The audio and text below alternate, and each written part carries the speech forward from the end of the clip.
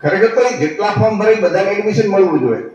કાયદો એવો છે, આપણું જે બંધારણ છે એમાં ડોક્ટર બાબા સાહેબ આંબેડકરે આપણને મફત શિક્ષણનો અધિકાર આપ્યો છે અને એ કોંગ્રેસ સરકારે કાયદો અમલમાં લાવ્યા અને એમાં 25% 30% છોકરાઓ એવું નહીં, બધા છોકરાઓને 1 થી 8 ધોરણ 14 વર્ષનો બાળક થાય ત્યાં સુધી વિના મૂલ્યે ફ્રી શિક્ષણ એ બંધારણમાં લખેલું છે.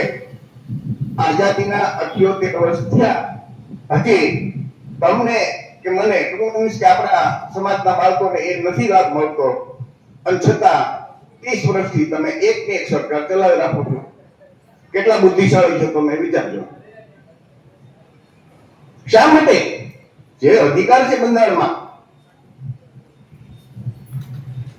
આઝાદીથી આપણી માંગણી છે કે આપણી જાતિ આધારિત વસ્તી ગણતરી થાય તો આપણને વસ્તીના પ્રમાણમાં બજેટમાં ભાગ મળે.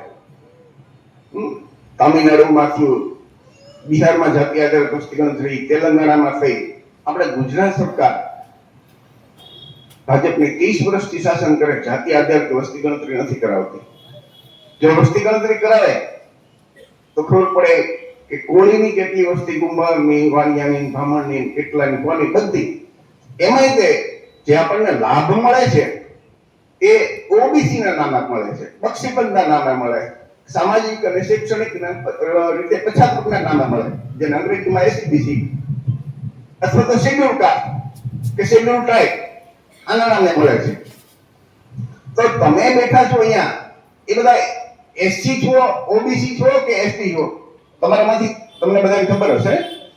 આમાંથી એસસી કેટલા, એસટી કેટલા? એટલે એસસી એટલે કે જે દલિત આપણે જે કહીએ, એસટી એટલે કે આદિવાસી, અને ઓબીસી કેટલા?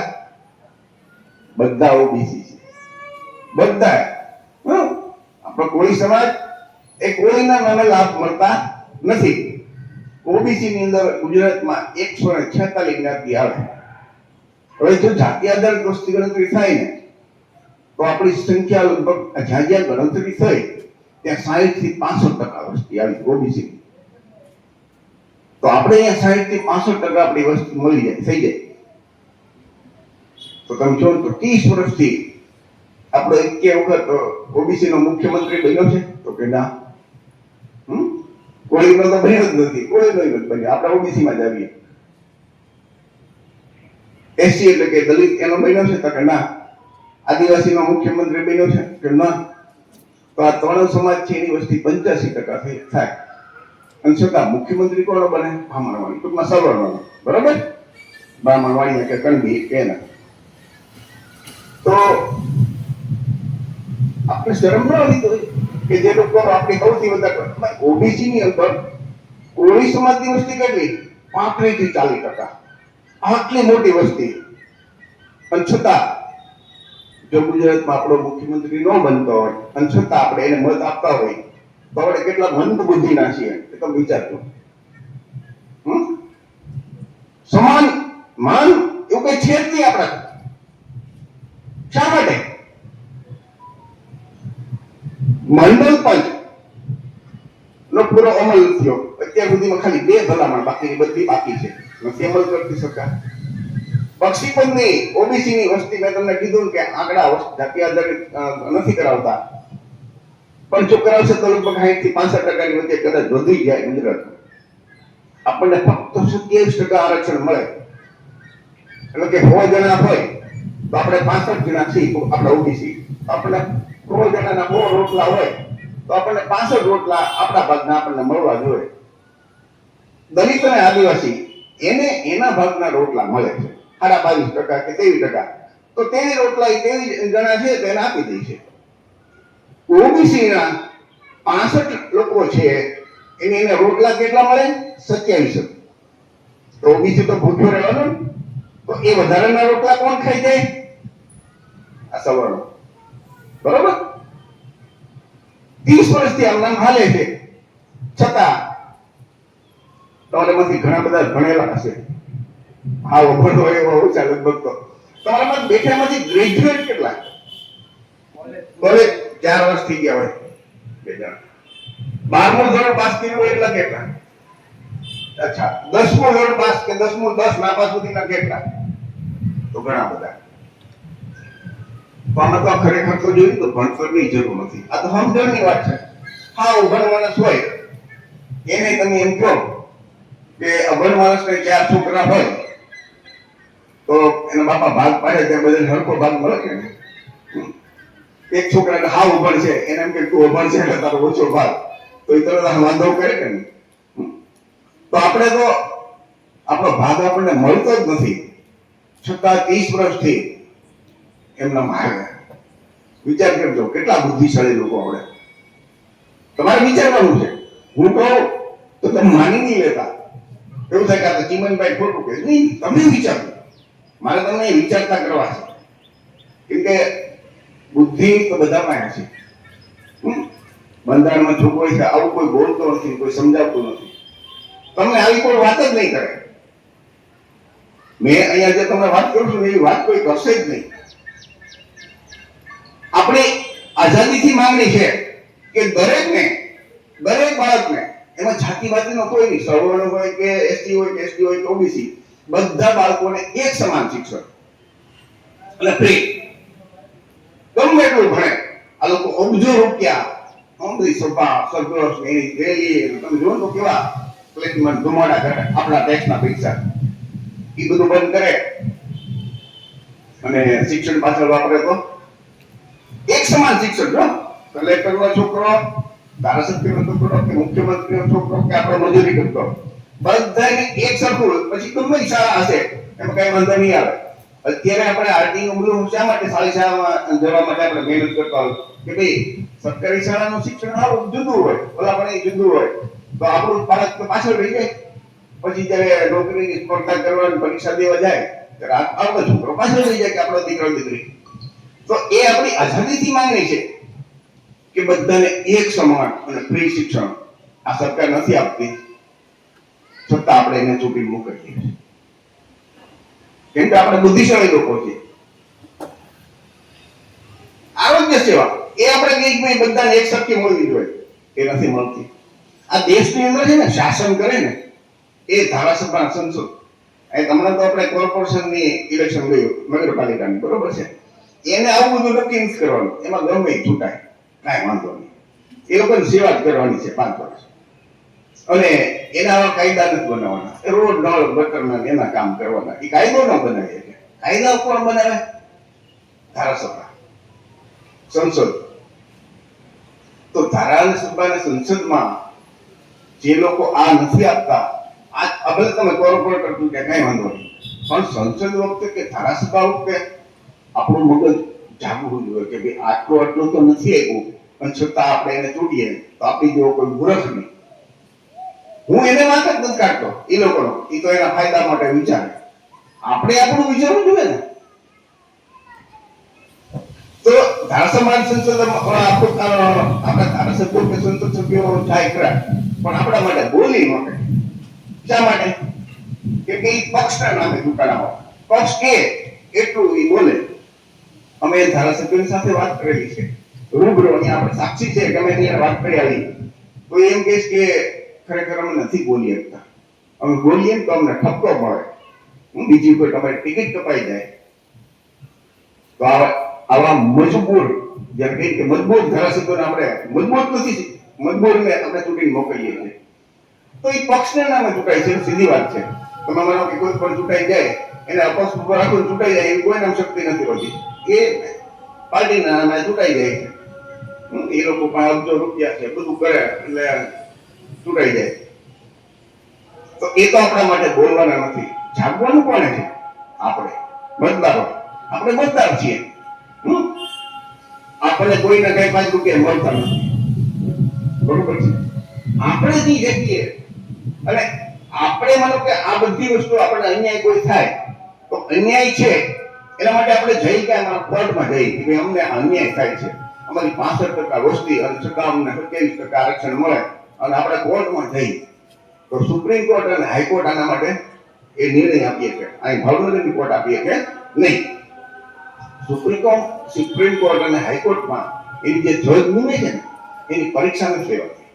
એ ડાયરેક્ટ એ લોકો જે જજ બેઠા છે ને એમાં એ લોકો 5 જણાની કોલેજ એમ એક કમિટી બને અને એના મામા માસીના ભરી દે.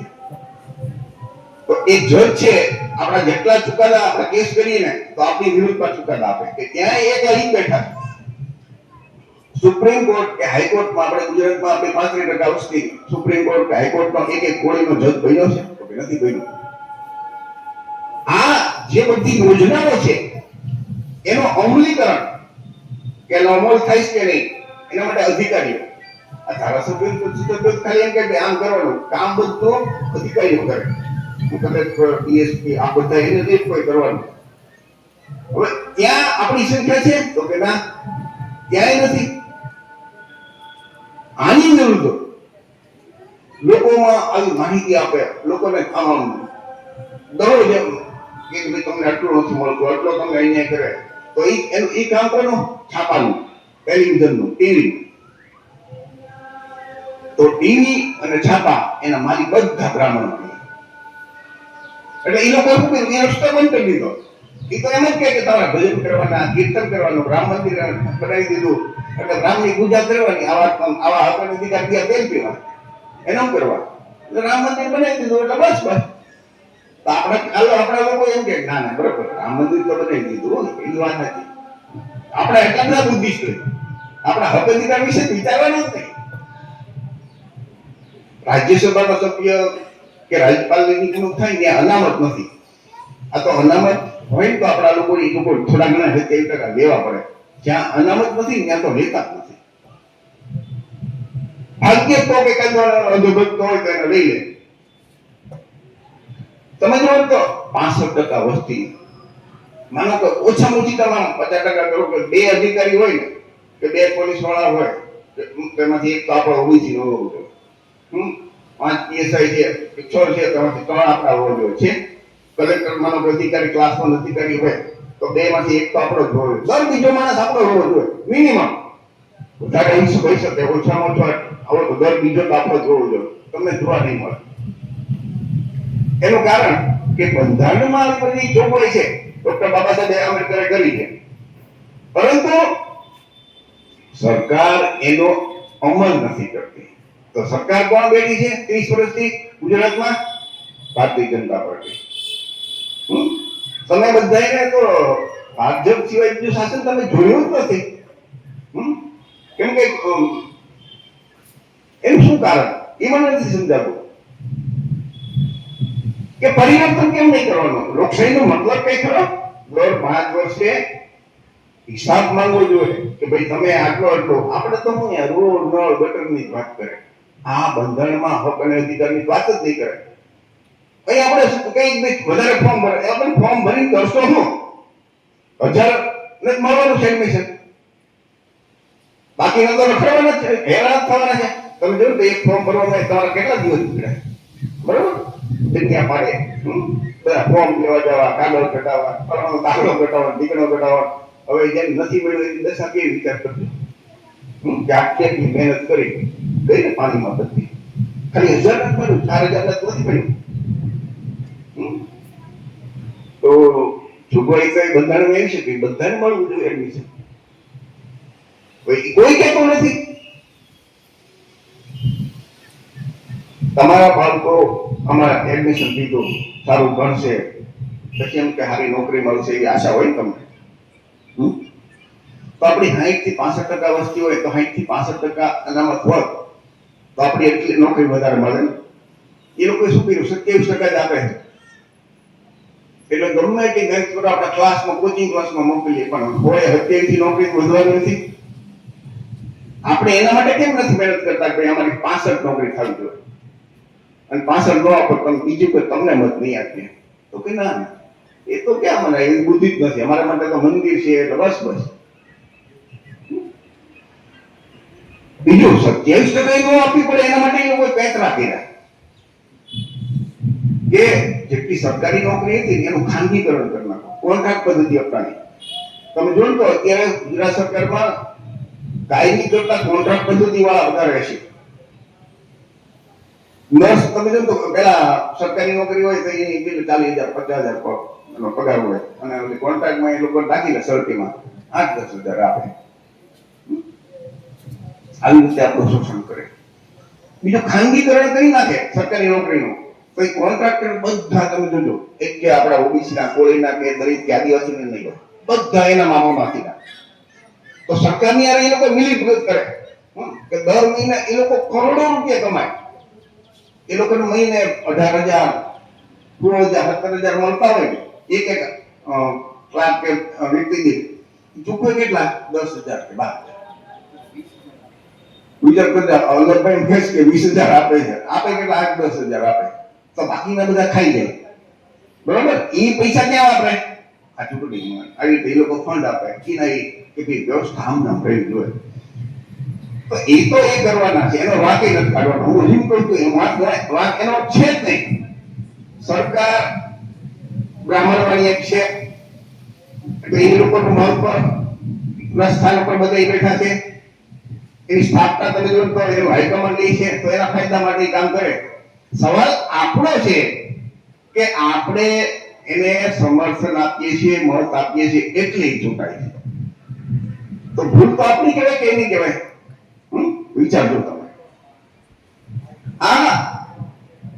હજી હું તમને કહું કે નોકરીની અંદર જે આરક્ષણ ઓબીસી, એસસી, એસટી, તમને બધાને એમ હોય કે ભાઈ મારા છોકરા ભૂખ મોટા થઈને નોકરી કરે. નોકરી ખતમ કરી નાખી.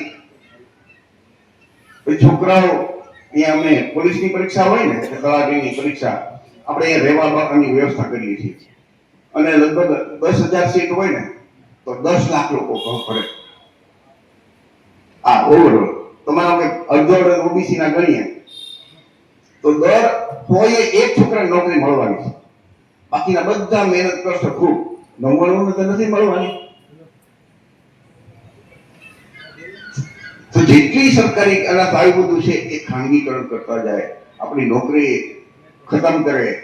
છતાં એ કોચિંગ ક્લાસમાં મહેનત કરશે ખૂબ, પણ કોચિંગ ક્લાસ કરવાથી નોકરી તો નથી વધવાની.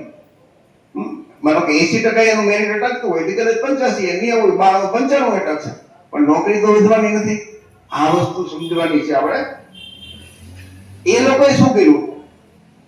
અને ડોક્ટર બાબા સાહેબ આંબેડકરે આ બંધારણમાં નોકરીની અનામતની શા માટે વ્યવસ્થા કરી? તમને બધાને કદાચ ખબર નહીં હોય તો હું તમને કહી દઉં કે આઝાદીના સમયે સરકારે જેટલી નોકરીઓ છે ને, એમાં આપણા ઓબીસી ના, કોળીના કોઈ હતા, બધા બ્રાહ્મણવાળી મોટા ભાગે જ હતા. તો આપણા લોકો તો ક્યાંય એક ઓફિસમાં હોય જ નહીં. પણ કોળીનો દીકરો કલેક્ટર ઓફિસમાં જાય કે પોલીસમાં ડીએસપી કચેરી જાય કે મામલતદાર કચેરી જાય કે પંચાયતમાં જાય, તો કોઈ એને ઓબીસી નો કોળીનો જોવા જ ન મળે. તો એ લોકો ટલ્લે ચડાવે, સરખો જવાબ ન આપે, એવું બને ને.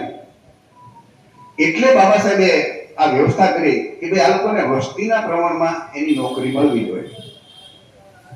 તો શું થશે કે બે કોળીના દીકરા ત્યાં બેઠા છે, તો કમસે કમ તમને તમારી ભેર નહીં કાને, પણ તમને ખોટા તો ટલ્લે નહીં ચડે. તો એના માટેથી અને એ વ્યવસ્થા કરી. આજની તારીખે આપણી ઓબીસી ની 60 થી 65% વસ્તી છે ને, પણ તમે જો સરકારી નોકરીમાં આપણું પ્રમાણ 7 થી 8%, 9%, 10%, અને ક્લાસ 1 જે અધિકારીઓ છે એમાં તો 4-5%, 6% બહુ ઓછું પ્રમાણ છે. એસસી એસટી ને એના વસ્તીના પ્રમાણમાં આપે છે. આપણે એની કાંઈ વાંધો નથી, દલિત અને આદિવાસી. તો આપણી નોકરી બાકીની કોણ ખાઈ જાય છે? ઉપરના વર્ગ જે સવર્ણો આપણે જેમ કે એ લોકો પાસે. તમે જોવો તો કોઈ પણ ઓફિસમાં તમે જોવો તો શરૂઆતમાં તો ગમે ઓફિસમાં જાઓ તો લગભગ તમને બ્રાહ્મણવાળી જોવા મળશે. બરોબર છે? વસ્તી એની 3%, તેનો ભાગીદાર કેટલી, એની નોકરી કેટલી? તો 30%, 40%, 50%. પણ સુપ્રીમ કોર્ટની જજ છે તો 3% બ્રાહ્મણોના જજ કેટલા? તો લગભગ 70%. વિચાર કરજો. આપણો ઠંડણી ગોપા એકાદો કદાચ કોક લઈ જાય. તો બાબા સાહેબે એના માટે વ્યવસ્થા કરી. 2019માં આ નરેન્દ્રભાઈ મોદીની સરકારે એક એવો ખતરનાક, આપણા માટે ભયંકર, આપણા છોકરાના મોઢામાંથી કોળીઓ ખેંચી અને બ્રાહ્મણોની સવર્ણોના છોકરાના મોઢામાં ખવડાવે એવો એક કાયદો લાવ્યા, EWS. એટલે કે આર્થિક રીતે ગરીબ જે સવર્ણો હોય એને, જેની 8 લાખથી ઓછી આવક હોય, એને આરક્ષણ આપી દેવું, અનામત આપવી. અનામત કોને આપે કે જેની પ્રતિનિધિત્વ અથવા તો જેની સંખ્યા નોકરીમાં ઓછી હોય એને આપવાની હતી. બંધારણમાં એવી જોગવાઈ છે. પણ એ બંધારણને સુધારી નાખ્યું. એ ખરેખર સુધરે જ નહીં. તો શું કર્યું કે આપણા લોકો કોર્ટમાં ગયા, તો કોર્ટમાં એને બ્રાહ્મણવાળીયા જોઈ તો કે ના એ તો બરોબર છે. એને ન્યાય આપણને ન્યાય ન મળે. આપણા ધારાસભ્યો કે સંસદ બોલવું જોઈએ ને, રામ બરોબર એક પણ બોલ્યા હોય તો એ તો નથી બોલતા. પણ આપણે મતદારો આપણે પાછા એને ચૂંટીને પાછા મોકલીએ. નાના બરોબર છે. એ લોકોને 15% વસ્તી સવર્ણ, એમાંથી ગરીબ કેટલા હોય માનો કે અંદાજ, આ કોઈ એની આંકડો તો એવો નથી, પણ અડધા કે જેની 8 લાખથી ઓછી, તો 7 થી 8% ગરીબ હોય. તો 7 થી 8% ને એ લોકોએ 10% આરક્ષણ આપી દીધું. ઈડબ્લ્યુએસ આરક્ષણ. આપણી 60 થી 65% વસ્તી અને ફક્ત 27% મળે છે. એના માટે કોઈ એક શબ્દ બોલતું નથી. ખરેખર તો ગરીબ આપણામાં વધારે છે ને. એનામાં ગરીબ કરતા આપણામાં વધારે ગરીબ છે. એમાં ખાલી મારો 50% ગરીબ છે 8 લાખથી ઓછી આવક વાળા. તો આપણામાં તો 96-97% ગરીબ છે જેને 8 લાખથી ઓછી આવક હોય. તો ખરેખર એક ગરીબીના નામ ઉપર આરક્ષણ આપવાની બંધારણમાં જોગવાઈ નથી. આપવું હોય તો બધા આખા દેશના બધા ગરીબોને આપવું પડે, પણ ફક્ત 15% વાળાને જ આપ્યું. વિચાર કરજો. અને છતાં આપણે છોકરાઓ જે ઓપનમાં જતા હતા એને જે 50% જેવું પેલું ખાલી પીડ્યું રહેતું હતું, એમાંથી 10% કાઢી લીધું એને. એટલે એ 10% એને આપ્યું જ ને, બાકી તો એનું અમસ્તું પ્રમાણ વધારે છે જ ને. એટલે કે આપણા છોકરાના મોઢામાંથી કોળીઓ લઈ અને સગવડના મોઢાનો એમાં આપ્યો છે. આ વ્યવસ્થા કરી. કાકા કેમ કોઈ બોલતા નથી? ભણતરની જરૂર નથી. આ સમજણ, દાખલા કે તમે અહીંયા બેઠા છો તો તમને બધાને આ સમજણ મળે તો તમે કાલ સવારે બીજાને સમજાવી દેશો ને. પણ તમને અત્યાર સુધી કોઈ કહેતો જ નથી. આવું છાપામાં ખરેખર આવવું જોઈએ, ટીવીમાં આવવું જોઈએ કે અહીંયા આવા થાય છે. તમે કીધું ને કે છાપા, ટીવી આ બધા એ લોકોના હાથમાં છે. એવું કોઈ આપશે જ નહીં.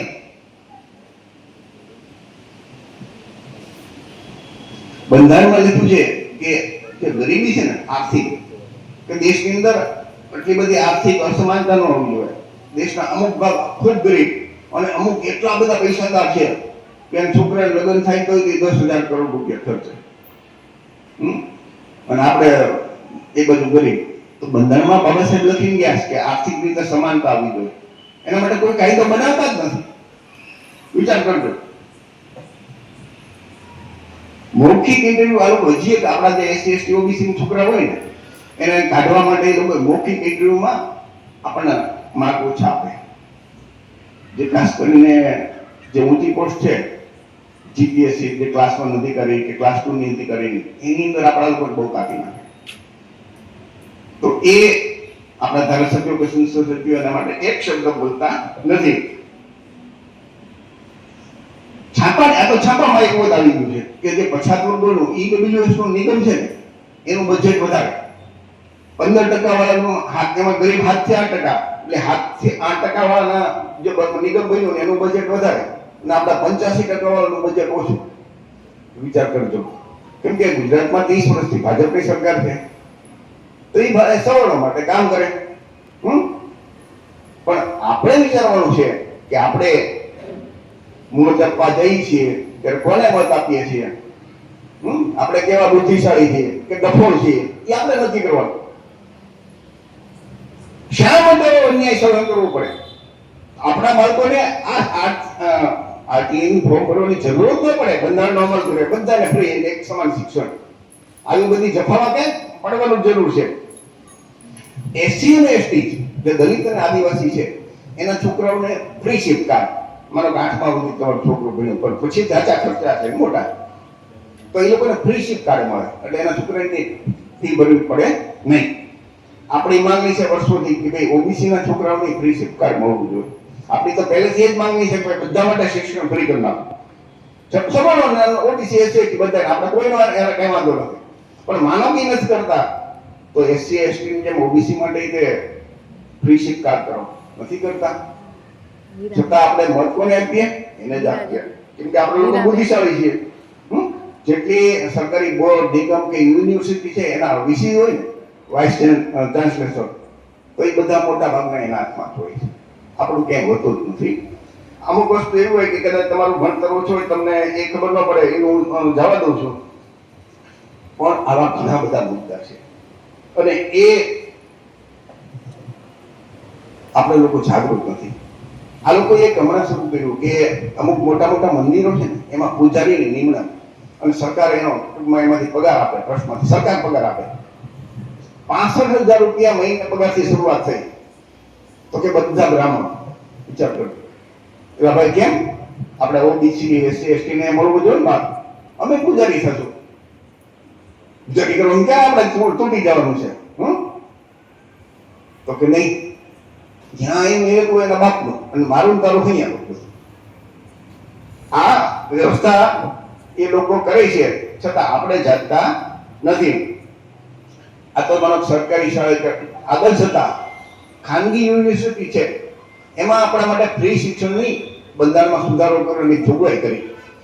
આ સરકારે એ ખાનગી યુનિવર્સિટીમાં આપણા માટે અનામતની જોગવાઈનો કોઈ અમલ કરતા નથી. બંધારણમાં લખેલું છે, છતાં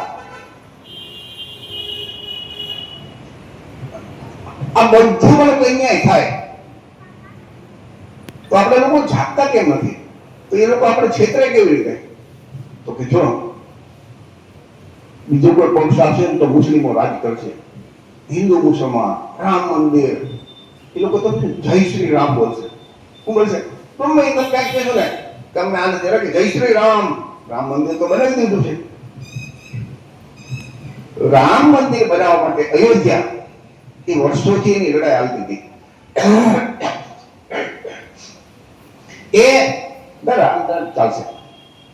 એ લડાઈમાં સૌથી વધારે મહિલા હોય ને તો ઓબીસી ના લોકો શહીદ મરી ગયા. બોલો, આંદોલન કરતા કરતા ટ્રસ્ટી લેવાની વાત આવી તો એક પણ ઓબીસી ને નીકળી, એ બધા એના ગોઠવી દીધા.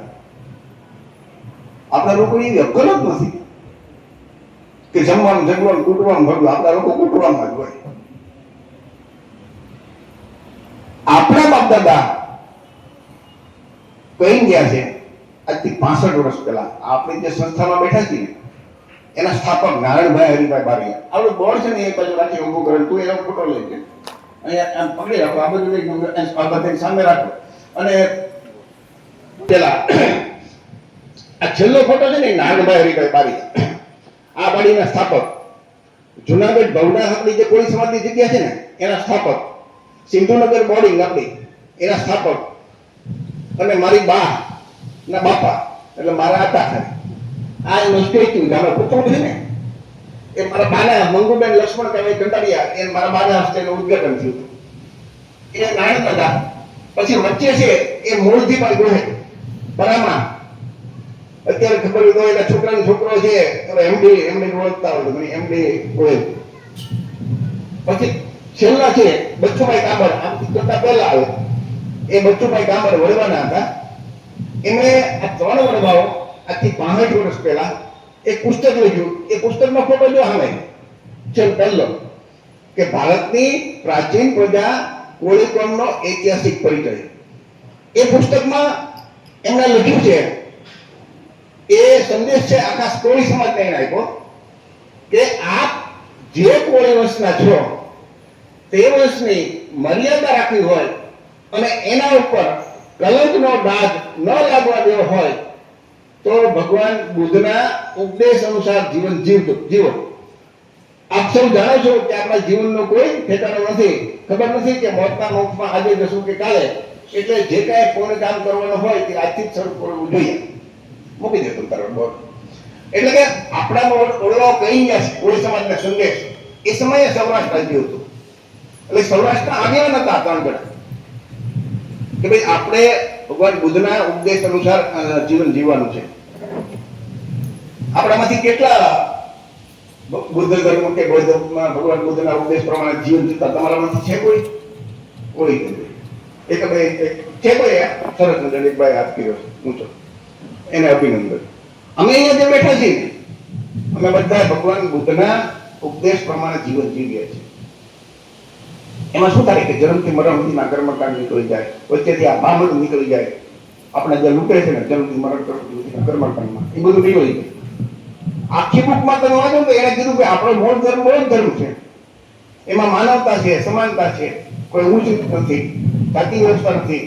આજે દેશની અંદર આપણે કોઈ નથી તો કે બાર ગામ ગયો હોય કે ટ્રેનમાં બેઠો હોય અને કોઈ પૂછે કેવો તો કોઈ બેન શરમ લાગશે. ગુજરાત બહાર તો આપણે એસી માં દલિત સમાજમાં આવીએ, ગુજરાત બહાર બધે અમુક જગ્યાએ આપણે આદિવાસીમાં આવીએ તો એને કોળી બોલતા શરમ લાગે કે કોળી કહીશ તો કોઈ મને નીચી જાતિનો ગણશે. બ્રાહ્મણ હશે તો બોલો આમ કોલર ઊંચો કરીને કહે છે, ક્ષત્રિય છે તો કોલર ઊંચો કરીને ક્ષત્રિય કહેવા, વૈશ્ય વણિયા હશે તો કહે છે. પણ શૂદ્ર વર્ણનો છોકરો